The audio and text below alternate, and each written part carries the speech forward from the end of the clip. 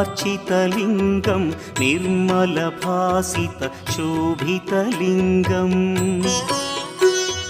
जन्मजदुःखविनाशकलिङ्गं तत्प्रणमामि सदा शिवलिङ्गम् देवमुनिप्रवरार्चितलिङ्गं कामदहन करुणाकरलिङ्गम्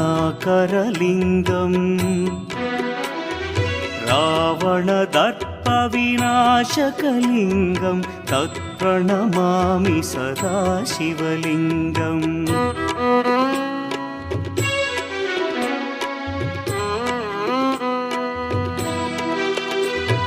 सर्वसुगन्धसुलेपितलिङ्गं बुद्धिविवर्धनकारणलिङ्गं सिद्धसुरासुरवन्दितलिङ्गं तत्प्रणमामि सदा शिवलिङ्गं कनकमहामणिभूषितलिङ्गं फणिपतिवेष्टितशोभितलिङ्गम् दक्षसुयज्ञविनाशनलिङ्गं तत्प्रणमामि सदा शिवलिङ्गम् कुङ्कुमचन्दनलेपितलिङ्गं पङ्कजहार